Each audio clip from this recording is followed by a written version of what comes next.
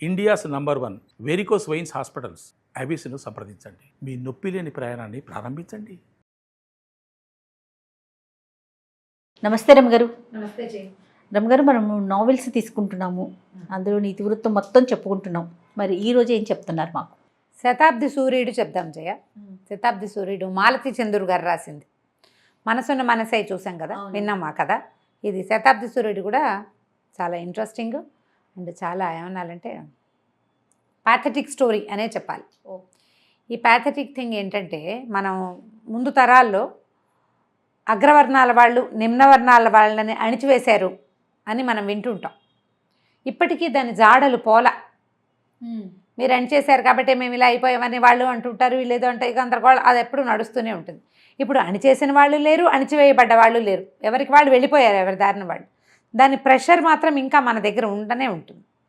అయితే అగ్రవర్ణాల్లో వాళ్ళు ఇతర వర్ణాల వాళ్ళని అణిచివేసిన దానికంటే తమ ఇళ్లల్లో స్త్రీలని అణిచేసింది విపరీతమైన హింస.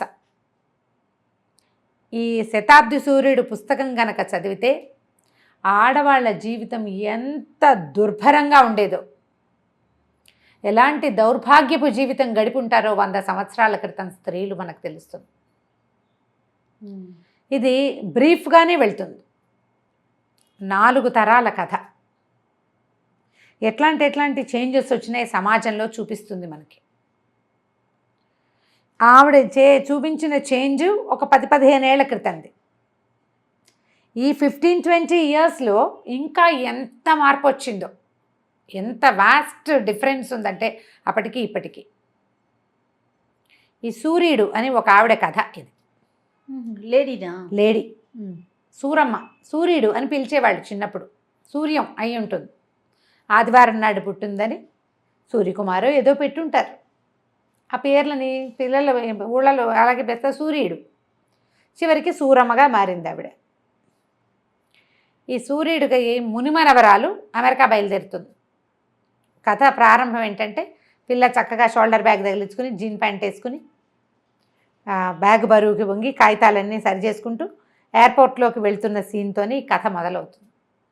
తల్లి తండ్రి బయట నుంచి ఉంటారు. పిల్ల లోపలికి వెళ్ళింది, మళ్ళీ బయటకు వస్తే ఇమిగ్రేషన్ అవి అయిపోయాక ఏవో వ్యవహారాలు ఉంటాయి కదా, లోపలికి వెళ్ళిపోవాలి 3 గంటల ముందు. ఓసారి వచ్చి మళ్ళీ బయట అమ్మ వాళ్ళ దగ్గర కాసేపు కొంతమంది కూర్చుంటారు, కొంతమందికి అవకాశం, సార్లు అవకాశం ఉండదు. ఆ పిల్ల కోసం వెయిట్ చేస్తూ తల్లి తండ్రి బయట ఉంటారు. ఇంకా అది బయటికి రాదు, మనం వెళ్ళిపోదాం పద్మ అంటాడు అతను.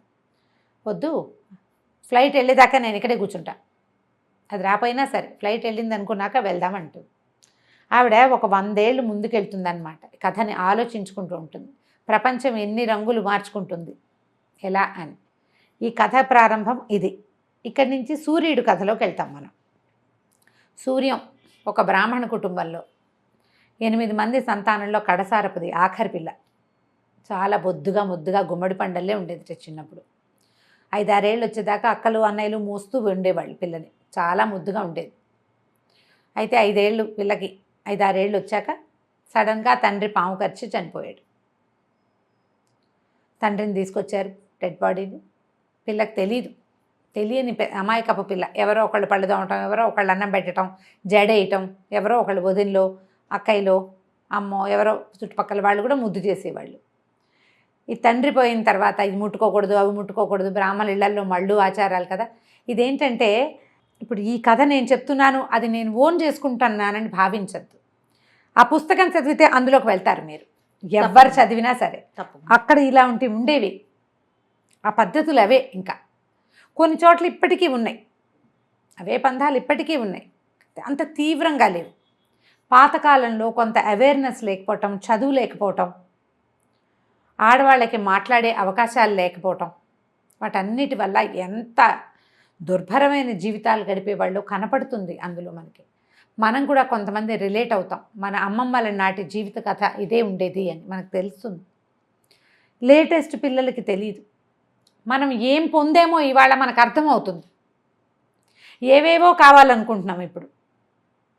అసలు మనకు వెనక వాళ్ళకి ఇందులో ఏ ఒకటి లేదు. శ్వాస పీల్చుకునే అవకాశం కూడా లేనంత దౌర్భాగ్యపు జీవితాల్లో ఉండేవాళ్ళు ఆడవాళ్ళు. అది మనకు అర్థమవుతుంది అన్నమాట. మనం ఎంత ముందుకు వచ్చేసామా అనిపిస్తుంది. వంటిళ్లల్లో కాదు, పెరళ్లల్లో ఉండే జీవితాలు అది కనబడుతుంది అన్నమాట. అయితే ఈ తండ్రి చనిపోయింది ఆ 10వ రోజున తల్లికి జుట్టు తీయించేస్తారు. ఆ తల్లిని చూసి పిల్ల ఏడుస్తుంది. ఆ తల్లి దగ్గరికి వెళ్ళదు. ఆవిడ చక్కగా పెద్ద ముడి, చుట్టూతా పువ్వులు, ముక్కుకి బేసరి, అడ్డబాస, మెళ్ళలో కంటే జిగిని నాను అన్నీ వేసుకుని, పట్టు గాజులు, చేతి నిండా గాజులు, మట్టెలు, పాంజేబులతో ఉండే తల్లి, తెల్లటి గుండు లోపల ఉండాలి, వెనకాల ఎవరికీ కనపడకూడదు. పిల్ల తల్లి దగ్గరికి వెళ్ళటానికే బెదురుతుంది. 5-6 ఏళ్ల వయసు వచ్చేసరికల్లా అప్పటిదాకా అందరూ ఎత్తుకుని ముద్దు చేసి సౌభాగ్యంగా చూసిన పిల్లకి ఒక్కసారి జీవితంలో ఉండే దౌర్భాగ్యపు స్థితి ఏమిటో తెలిసిపోతుంది. మడి, సంటు, సొంటు, వదిన్లు, అన్నయ్య, అమ్మ తమంతా మైలవాళ్ళు, అక్కయ్యలు, మావయ్యలు, అత్తయ్యలు అంతా మడివాళ్ళు. వాళ్ళు వేరు, వీళ్ళు వేరు, విడిగా తినాలి, ఏమీ ముట్టుకోకూడదు, ఏమీ చేయకూడదు. అప్పటిదాకా అమ్మాయి జీవితంలో లేవు, అప్పుడే తెలుసుకుంది. తండ్రి పోయిన ఏడాది లోపలనే పెళ్లి చేద్దామంటాడు. చిన్నన్నయ్య చాలా కరుకైనవాడు. 3 అన్నయ్యలు, 4 అక్కయ్యలు. రెండో అన్నయ్య కొంచెం కరుకైనవాడు. పెద్ద అన్నయ్యకి పెళ్ళయింది, ఆయన వేరే ఉంటాడు. రెండో అన్నయ్య వీళ్ళతో పాటు. మూడో అన్నయ్యకి ముల్లన్నయ్య కూడా పెళ్ళవుతుంది, ఆయనకి పిల్లలు లేరు. రెండో అన్నయ్య ఏంటంటే కరణి, వాళ్ళ నాన్నలాగానే బ్రాహ్మణ్య స్మార్థం ఇది చేసేవాడు, పౌరోహిత్యం చేసేవాడు. పిల్ల పెళ్లి చేసేద్దామంటారు. మేనమామలు వాళ్ళు అంత ఏమో ఇప్పుడు వద్దు, ఏడాది లోపల ఎందుకు, కన్యాదానానికి ముందు మీ నాన్న 3 కన్యాదానాలు చేశాడు కదా, వద్దంటారు. ఇంకో 2 ఏళ్ళు గడుస్తాయి ఇట్లాగే. తల్లికి ఏమీ మాట్లాడలేవు. అంతకుముందు ఆవిడ జుట్టున్న చంద్రవంకలు అవి అలంకరించుకున్న బుర్ర ఉంచుకుని భర్త ఏది చెప్తే అది వినేది. ఇప్పుడు కొడుకుల చేతిలోకి వచ్చేసింది ఆవిడ, వాళ్ళు ఏం చెప్తే అది వినాలి. 8వ ఏట సూర్యుడికి పెళ్లి చేశారు. చక్కగా నోములు, వ్రతాలు అవి ఇవి చేయించారు. సరదాగా అత్తగారింటికి వెళ్ళి వచ్చేది. సన్నగా పొడుగ్గా ఉన్న పిల్లవాడు, 14-15 ఏళ్ల పిల్లాడు, చదువుకుంటున్న పిల్లాడు, ఒక్కడే కొడుకు. ఆ సంబంధం కుదిర్చారు. అబ్బాయితో ఫ్రెండ్షిప్ తెలిసింది పిల్లకి, కాస్త పెళ్ళి అవి. అప్పటిదాకా ఏదో అచ్చంగా ఇలా ఆడుకుంటూ ఉండేది. మెల్లిగా కాస్త వ్రతాలని, పిల్లలతో పెళ్ళవగానే నోములు పట్టించడాలు అవి ఉండేవి. కొన్నిసార్లు అత్తగారింటికి వెళ్ళటం, కొన్నిసార్లు వీళ్ళింటికి రావటం, అబ్బాయి పండక్కి రావటం అన్నీ ఉండేవి. సంవత్సరం తిరిగింది. 9 ఏళ్ళు నిండబోతుండగా ఒకరోజు ఖబరు వచ్చింది. అప్పుడు ఊరంతా మసూచిపోసింది. మసూచిపోసి ఈ సూర్యుడి మొగుడు చచ్చిపోయాడని ఖబరు వచ్చింది. 9 ఏళ్ల పిల్ల. ఇక ఏముంది, వైధవ్యం. తీసుకెళ్ళారు, కాలువకి తీసుకెళ్ళటం. 10వ రోజున తీసుకెళ్ళి సూత్రాలు గీత్రాలు అన్నీ తీసేస్తారు. తెల్లగుడ్డ, రంగుల పరికిణీళ్ళు కట్టుకోకూడదు, చీర కట్టడం నేర్చుకోవాలి, పరికిణీళ్ళు కట్టుకోకూడదు, లంగాలు వేసుకోకూడదు, తెల్ల చీరే కట్టుకోవాలి. సడన్గా తన జీవితం ఎందుకు మారిపోయిందో అమ్మాయికి అర్థం కాదు. అసలు అంత ఊహ కూడా లేదు. తల్లిలాగా తను కూడా ఉండాల్సి వస్తుంది. ఇక పొద్దున్నే ఎవరికి కనపడకూడదు, ముగ్గేయకూడదు, అవి చేయకూడదు, ఎవరికి కనిపించకూడదు, వంట చేయకూడదు, అన్ని పనులు చేయాలి కానీ ఎవరికి కనపడకూడదు, దొడ్లోనే ఉండాలి, ఇంట్లోకి రాకూడదు. తెల్లవారు లేవగానే అన్నయ్యలకి వదినలకి కనపడకూడదు. ఇదివరకు అట్లాగా పెద్దవాళ్ళు 6 చదువుతా అవి చదువుతా అచ్చంగా ఇలా ఆడుకుంటా కుదరదు. పని చేసుకోవాలి అంతే. ఇక జీవితం లేదు. కొంచెం 4-2 ఏళ్ళు గడిచేసరికల్లా మెచ్యూర్ అవుతుంది. సహజంగా జరిగేది కదా. ఈ ఉన్నవాటికి తోడు ఇది కూడా వచ్చిందా అని ఏడుపు. పెద్ద జడ పిల్లకి. వాళ్ళ చిన్న ఇది పెద్దది కూడా అయింది, దీనికి ఇంత జడ ఉంటే ఏ విధవ పని చేస్తుంది, మనకి కుటుంబం పరుగు పోతుంది, జుట్టు తీసేద్దామంటారు. 13 ఏళ్ల చిన్న పిల్లకి వైధవ్యము, గుండు. పూర్వకాలం ఒక 70-80 సంవత్సరాల క్రితం ఇదే మన రాష్ట్రాల్లో ఆడపిల్లల స్థితి. బ్రాహ్మణులు ముఖ్యంగా వాళ్ళు చాకిరికి తప్పిస్తే ఎందుకు పనికిరారు. కేవలం పనే చేయాలి. జుట్టు ఉంటే మడివంటకు పనికిరారు. ఓహో, జుట్టు తీస్తేనే కుదురుతుంది. సకేశా అకేశా అని అడుగుతాడు కన్యాశుల్కం నాటకంలో గిరీశం గారు. జుట్టు ఉందా లేదా అని. జుట్టు ఉంటే ఎవరో పోకిరి మగపిల్లలు ఎవరైనా వీళ్ళని లైన్లో పెట్టేస్తారు. ఇంట్లో అందరికీ సంసారాలు ఉంటాయి, అందరికీ కడుపులు, కాన్పులు, పురుళ్ళు, పుణ్యావచనాలు జరుగుతూ ఉంటాయి. వీళ్ళకి ఏమీ ఉండవు. ఎవరో ఒకళ్ళు వీళ్ళ ఆసక్తతని ఆసరా తీసుకుంటారు. ఆసరా తీసుకున్న వాడి దౌర్భాగ్యుడు బాగానే ఉంటాడు. దొరికిపోయిన పిల్లకి ప్రెగ్నెన్సీ వస్తుంది. అది తప్పదుగా. ఎంత దుర్భర పరిస్థితి కదా రమ్మగారు. అది తప్పదు కదా. అసలు అది ఎలా ఉంటుందంటే మెలిపెడుతున్నట్టుగా ఉంటుంది. ఎంత నగ్న సత్యం ఇది. తెలిసి తెలియక ఇప్పటికీ ఎవరో ఒకళ్ళ చేతులకి దొరికిపోతున్న వాళ్ళు తామని కంట్రోల్ చేసుకోలేకో, తెలివి తక్కువతనంతోటో, ఎదిరించలేకో ఇప్పటికీ అలాగే ఉన్నారు. ఇది ప్రకృతి సహజమైన వ్యవహారం. దీని నుంచి తప్పించుకోలేరు కదా. కాంక్షలు, కోరికల నుంచి తప్పించుకోలేరు. దానివల్ల వచ్చే పర్యవసానాన్ని తప్పించుకోలేరు. కరెక్ట్ అండి. ఆడవాళ్ళ దౌర్భాగ్యం అక్కడుంది. అక్కడ జాగ్రత్తగా ఉండలేకపోతే మగవాళ్ళకి దొరికిపోతారు, దౌష్ట్యానికి దొరికిపోయే వాళ్ళు ఉంటారు. ఇక జుట్టు తీయించాలంటారు, జుట్టు తీయించరు, కొంతకాలం ఆగుతుంది. ఇంతలో వాళ్ళ మామగారు కబురు చేస్తారు, పిల్లని పంపించండి, మరి మా దగ్గరే ఉంచుకుంటా, ఓ పిల్లాడిని దత్తు చేసుకుంటా. వాళ్ళకి ఒక్కడే పిల్లాడు కదా, చచ్చిపోయాడు. మరి రేపొద్దున కర్మాంతరాలు తమకి కర్మలు చేయాలంటే తమకు కుమారుడు వద్దు, అందుకని కోడల్ని మా దగ్గరే ఉంచుకుంటాము, కోడలే దత్తత చేసుకుంటుంది. ఈ పిల్ల చూస్తే 13 ఏళ్ల పిల్ల, ఇది పెంపకపు బాధ్యత దీనికి ఏమొస్తుందంటే, ఈ అమ్మాయికి కనుక పెంచుకోలేదనుకో, కోడలికి మనోవర్తి ఇవ్వాలి.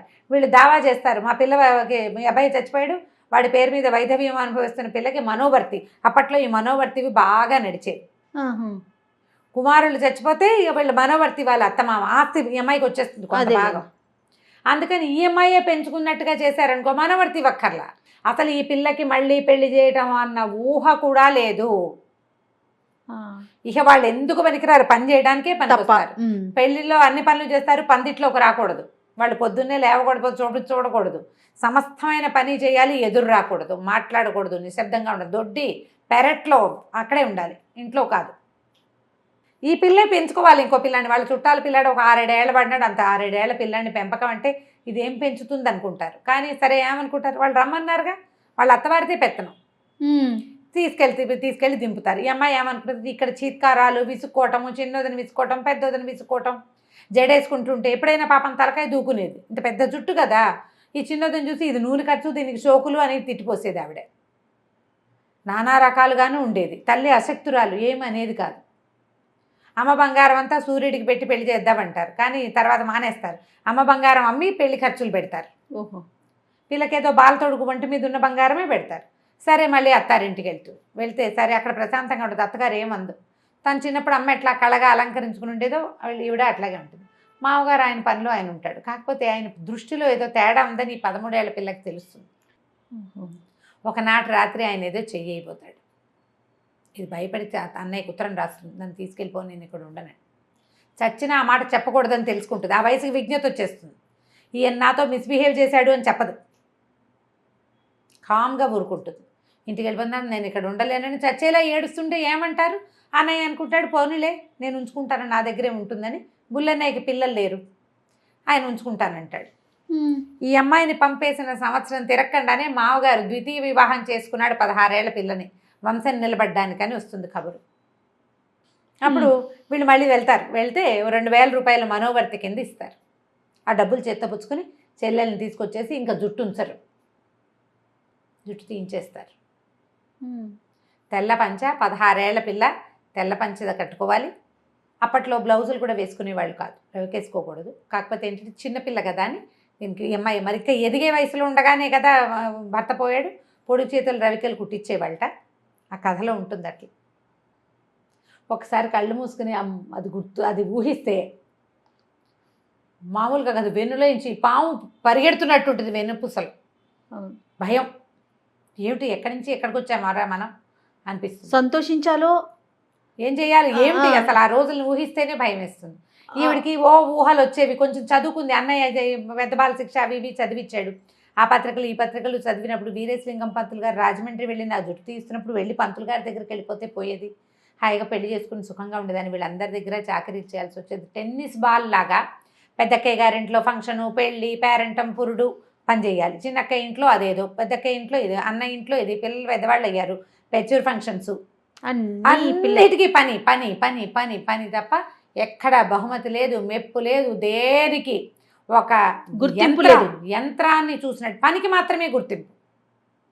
అయితే చిన్నక్కయ్య కూతురు పెళ్ళికి వెళ్తుంది. పెళ్ళిలో అంతా పనిచేశాక పెళ్ళికి వెళ్ళేటప్పుడు తెల్లచీరలు అశుభమని మీ బావ కొనలేదే, నాదే పాత చీర, ఈసారి వచ్చినప్పుడు కొనిపెడతానని చీర కూడా కొనిపెట్టకుండా చాకరీ చేయించుకుని పంపిస్తుంది చిన్నక్కయ్య చెల్లెలు. మనుషులు వాళ్ళందరూ కూడా ఇప్పుడు మన చెల్లెలేని ఆపేక్షగా ఉండేవాళ్ళు కాదు మనుషులు. ఇప్పుడు లేరు అట్లా. ఇప్పుడు కూడా చాకరీ చేయడానికి ఒకళ్ళు ఉంటే వాళ్ళు ఒక చులకనగా ఉంటుంది. ఎవరైనా మన కింద పనిచేస్తుంటే మనకి చులకనే, కృతజ్ఞత ఉండదు. కృతజ్ఞతలు బయట వాళ్ళ మీద ప్రదర్శిస్తారు, ఇంట్లో వాళ్ళ మీద ఏం ప్రదర్శించరు. నువ్వు ఉన్నావు కాబట్టి నా పని గడిచింది అనరు. అయితే కొద్ది రోజుల తర్వాత మళ్ళీ కబురు ఏమొస్తుందంటే, ఈ చిన్నక్కయ్య కూతురు ఏ పిల్లకైతే పెళ్ళికి వెళ్ళిందో ఆ పిల్ల పురిటికి వచ్చిందని దానికి ఒంట్లో బాగుండలేదు, సాయం రమ్మంటుంది చిన్నక్కయ్య. ఆ పిల్లకి ఏదో పాపం చాలా అనారోగ్యం, ఇంత పొట్ట పీచులాగా కాళ్ళు చేతులు సన్నగా ఉండి కడుపుతో ఉంటుంది, కనడానికి సిద్ధంగా ఉంటుంది.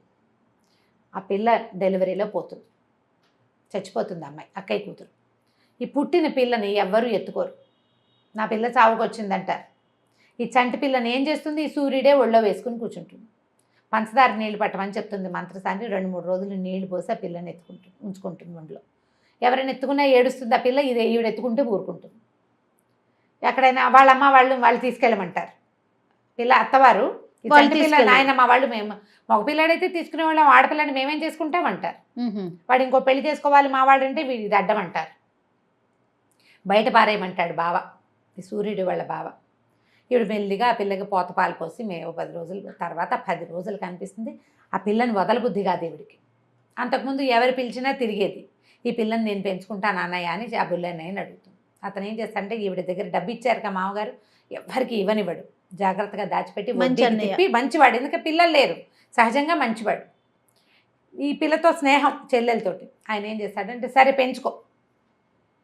పెంచుకోమని చెప్పి వాళ్ళు ఈ పిల్లని క్లెయిమ్ చేయకుండా కాగితం రాయించుకుంటారు. ఇంత పెంచాక మా పిల్లని మాకు ఇచ్చేయమని వాళ్ళు అడిగితే అదేలే కాగితం రాయించుకుంటారు. కాగితంతో సరే ఆ పిల్లని తెచ్చుకొని దత్తు చేసుకుంటుంది, తనే పెంచుకుంటుంది. ఇక పిల్లని పెంచేసరికల్లా ఈ బుల్లన్నయ్య గారింటికి ఈ పిల్లని, అంతకుముందు బుల్లన్నయ్య ఇంట్లో ఉండేది కదా, ఎంతసేపు ఏడ్చేది. చంటి పిల్ల, తల్లిపాలు లేవు, ఈ పోతపాలకే దానికి ఏ కడుపులో మంట వస్తుందో పసిబిడ్డకి, తెగ ఏడ్చేది, ఏడుపు కొట్టు పిల్ల. దాంతో ఆవిడ ఈ పిల్లని పెట్టుకోవడానికి మా ఇంట్లో వీలు లేదని ఆవిడ వీలు లేదని పోట్లాడుతుంది. సరే అయితే నాకు ఇంకో ఇల్లు చూడు, నా పిల్లని పెట్టుకుంటాను నేనంటూ. ఈయన ఏం చేస్తాడంటే డబ్బులు దాచాడు కదా, ఆ సందులోనే ఆ వీధిలోనే పక్కన ఒక 3 గదుల ఇల్లు అమ్మకానికి వస్తే ఇల్లు కొనేస్తాడు. కొనేసి ఈ పిల్లని తల్లిని అక్కడ పెడతాడు. గృహప్రవేశం బుల్లన్నయ్య బుల్లొదిన చేస్తారు. వాళ్లే కూర్చుని ఈ పిల్లకి పేరు కూడా పెడతారు, కమల అని పేరు పెట్టిస్తుంది. ఆ పిల్ల చక్కగా పెరుగుతుంది. చిన్నప్పుడు ఏడుపు కొట్టుగా ఉండేది, కానీ పెద్ద అయ్యే కొందికి చక్కగా పెద్ద పెద్ద కళ్ళు, నాజుగ్గా పచ్చటి పిల్ల. స్కూల్లో చేర్పించుకుంటుంది. ఇంకా నా పిల్ల కుదరదు, ఎవరైనా పిలిచినా చంటి పిల్లని వదిలిపెట్టి నేను ఎక్కడ రాను అంటుంది. క్రమంగా పిల్లని ఎక్కడికి పంపకూడదు, ఎవరిళ్ళకి నేను వెళ్ళను, నా పిల్లని నేను చూసుకోవాలి. డబ్బులు ఉన్నాయి తన దగ్గర, డబ్బు ఉంది కదా, మావగారు ఇచ్చింది 2000 రూపాయలంటే ఆ రోజుల్లో ఎంతో లక్షలు అవి. ఆ డబ్బు వడ్డీకి తిప్పుతాడు అన్నయ్య. క్రమంగా పక్కన ఇంకో వాటా వేసిస్తాడు చెల్లెలకి ఆయన, ఆవిడ డబ్బులతోటి. అది అద్దెకిస్తే అద్దె డబ్బులు వస్తాయి. పిల్లని చక్కగా పోతకలాగా పెంచుకుంటుంది. 4th ఫారమో ఏదో చదువులోకి వస్తుంది, పెళ్లి సంబంధాలు చూడడం మొదలు పెడుతుంది. ఈ లోపల చిన్నక్కయ్య రంగప్రవేశం చేస్తుంది. నా మనవరాలు కదా, నా చిన్న కొడుకు ఇవ్వు నీ పిల్లని అని. ఇది చదువుకుంటుంది, నీ కొడుక్కి సరిగ్గా చదువు లేదంటుంది చెల్లెలు సూర్యుడు. ఆవిడ కాదంటుంది, కాదు వాడికి మంచివాడే, వాడికి మార్కులు రాలేదు, మాస్టర్లకి మావాడంటే గిట్టదు, అందుకని ఫెయిల్ చేశారు, వాడు సిగరెట్లు కాలుస్తాట, నాకు వద్దంటుంది ఈవిడ. ఏమైనా సరే నా మనవరాలు నా కొడుకే ఇవ్వాలని ఆవిడ బలవంత పెట్టి పెళ్లి చేస్తుంది. ఈ కమల ఊరుకుంటుంది, మెతకది. తల్లి ఎంత ముద్దుగా చేసినా గారాబం చేసినా పెంకితనం రాలేదు ఆ పాపం ఆ పిల్లకి. ఆ బుల్లి తాతయ్య బుల్లి మామ వాళ్ళతో పాటు ఉండి మొత్తాన్ని పెళ్లి చేసేస్తారు. పెళ్ళి అయిపోతుంది, మంచి మార్కులు వస్తాయి. కానీ ఈ సత్యం ఆ పిల్లాడి పేరు. అతని అమ్మాయితోటి ఏమీ సరిగ్గా ఉంటాడు, జంతువులాగా మీదకి వస్తాడు ఆ అమ్మాయి మీదకి. దానికి వాడంటేనే భయం. సరే కొద్ది రోజులు గడిచేసరికి పిల్ల కడుపుతూ ఉంటుంది. ఇది సహజం కదా. ఆ కడుపుతో ఉండి కన్నాక దానికి తెలుస్తుంది వీడికి ఆల్రెడీ ముందే పెళ్ళయింది, వాడికి చదువు లేదు, తల్లికి అమిత ప్రీతి అమ్మమ్మకి వాడంటే. ఆవిడ ఆస్తి కూడా ఎక్కువ ఇప్పించింది చిన్న కొడుక్కి.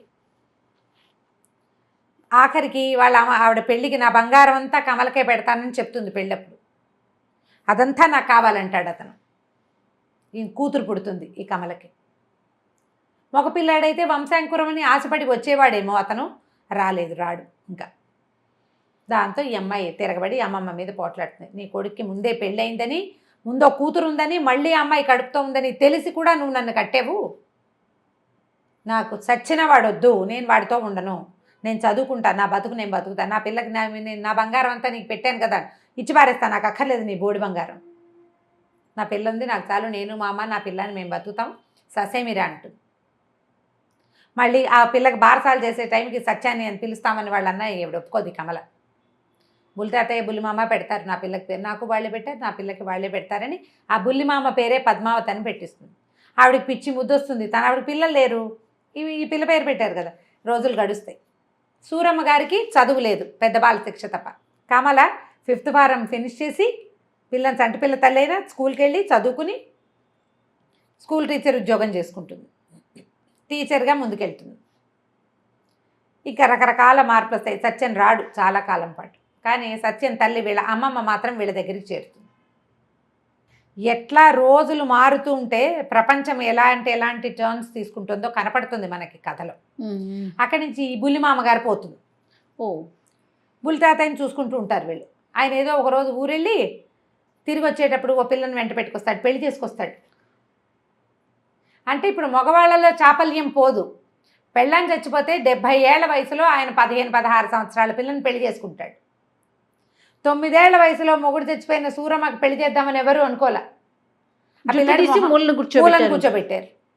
మగవాళ్ళు ఇలా చెయ్యొచ్చు.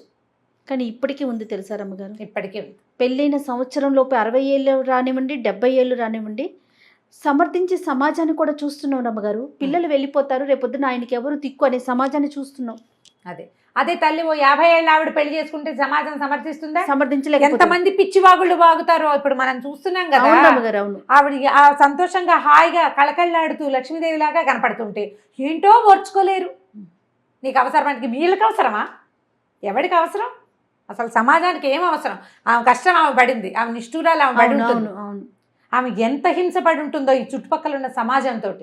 తనకు ఒక రక్షణ కావాలి, తన పిల్లలకు భవిష్యత్తు కావాలని ఒక ఆడది కోరుకోకూడదు. సమాజంలో సగం సమాజం ఆమెను సమర్థిస్తే మిగిలిన సగం సమాజం ఇంకా ఆ వెనకబడిన దౌర్భాగ్యపు బూజుపట్టిన మాష్టి భావాలతోటే ఉన్నారు. ఎప్పటికి పెరుగుతారో వీళ్ళు.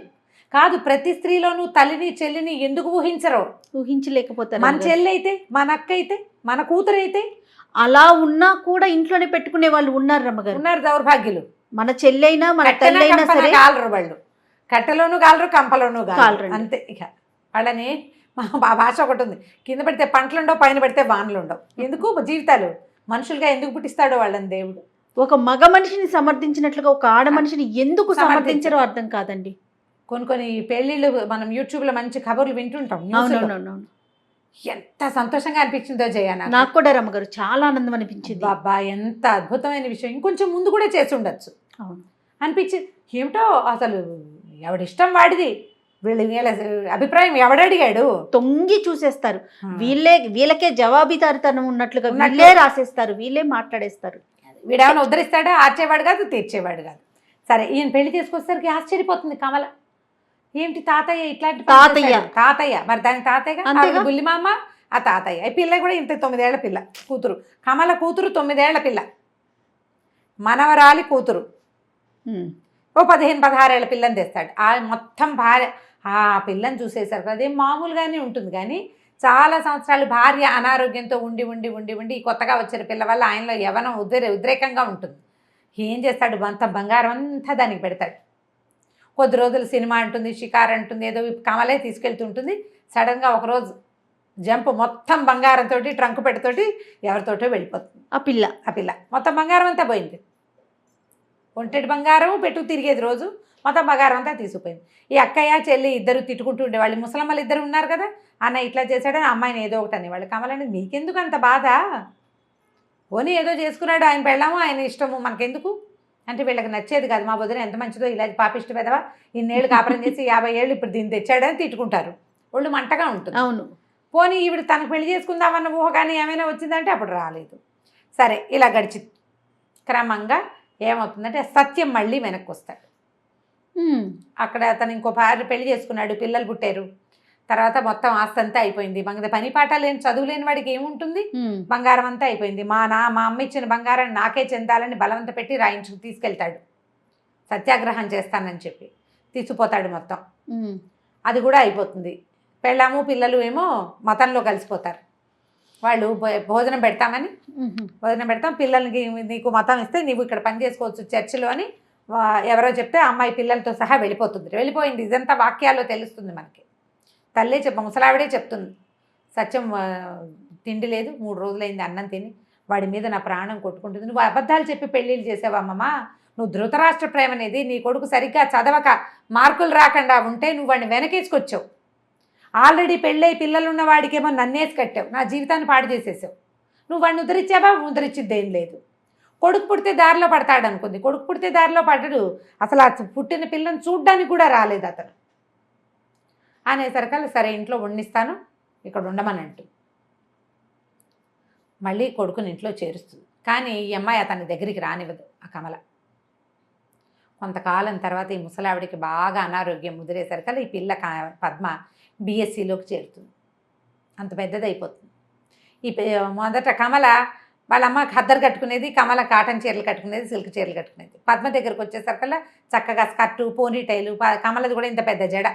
కానీ పద్మకి పల్చటి జుట్టు, పుట్టడమే గుండుతోటి పుట్టిందని రాస్తారు కథలో. బాబు హెయిర్ చేయించుకుంటుంది, హాయిగా ఉంటుంది. వీళ్ళకేమో వద్దంటారు ముసలివాళ్ళు, కానీ ఆవిడకి పెద్ద ఆవిడకి బాగా ఇష్టంగా ఉంటుంది మనవరాలు అట్లా ఉండటం. ఏం చేస్తుందంటే, దీనికి డబ్బులు ఉన్నాయి, నువ్వు యూనివర్సిటీకి పంపించు, దాన్ని చదివించమని చెప్తుంది. ఎవ్వరూ లేకుండా చూసి దీన్ని చెప్తుంది అనమాట కమలకి. 25,000 వస్తాయి, నేను దీన్ని చిన్నప్పుడే ఇట్లా నేను అన్యాయం చేశానని అనిపించింది నాకు, అందుకని నేను ఎల్ఐసి లాంటిది ఇన్సూరెన్స్ చేశాను. పిల్లకి 18 ఏళ్ళు 20 ఏళ్ళు నిండేసరికల్లా డబ్బులు వచ్చే ఇది ఉంది, మెచ్యూర్ అయిపోయింది, ఈ సంవత్సరం డబ్బులు వస్తాయి, 25,000 వస్తాయి, యూనివర్సిటీకి పంపించు, అది ఎంఎస్సి చదవాలి, కాలేజ్ ప్రిన్సిపల్గా ఉద్యోగం చేసుకోవాలి నా మనవరాలు. ఇవాళ రేపు అలాగే ఉన్నారు ఆడపిల్లలు. ఆవిడలో ఎంత మార్పు వచ్చిందో చూడు. అక్కడి నుంచి ఏం చేస్తుంటే, ఆ కాగితాలు ఎవరికి కనపడకుండా వీడికి దొరికితే లాగేసుకుంటాడు, ఆ డబ్బు కొట్టేస్తాడని దిండులో వేసి కుట్టేస్తుంది అనమాట. దిండు ఓపెన్ చేసి చేతిలో పెడుతుంది. చూస్తే 25,000 వస్తాయి. ఈ పిల్ల ఫస్ట్ ఇయర్ ఎంఎస్సి అయ్యేసరికల్లానే ఆవిడ చనిపోతుంది. సత్యం వీళ్ళతోటే ఉంటాడు. ఒకరోజు భార్య దగ్గరికి రాబోతాడు, ఆవిడ ఒప్పుకోదు. ఆ చిన్నప్పుడు చేసిన 14-15 ఏళ్ల నాటి కాపురమే మళ్ళీ ఆ భర్తను దగ్గరికి రానివ్వదు. నేను మీ అమ్మ అడిగిందని రానిచ్చాను, నాకు ఏ ఆసక్తి లేదు, నువ్వంటే ఆసక్తి లేదు, జీవితం అంటే ఆసక్తి లేదంట. సరే కొంతకాలానికి ఈ అమ్మాయి ఎంఎస్సి పూర్తయి ఉద్యోగంలో చేరాక తల్లి టీచరు, కూతురు లెక్చరరు అవుతారు. రామశేషన్ ఒక కుర్రాడితోటి పెళ్లి సంబంధం కుదుర్చుకుంటారు. అతను చాలా మంచి పిల్లవాడు. కట్నం తీసుకోవడం ఇష్టం లేదు, ఇవ్వడం ఇష్టం ఉండదు పద్మకి. మా చెల్లెల పెళ్ళికి మాకు డబ్బులు అవసరం, నేను ఈ డబ్బు ఇచ్చేస్తాను వెనక్కి తిరిగి, అప్పుగానే ఇది అనుకోండి అంటాడు.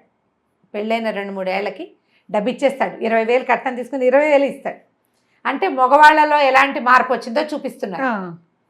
జనరేషన్ మారే కొద్దీ ఇప్పుడు అలాంటి వాళ్ళు ఉన్నారు కొంతమంది.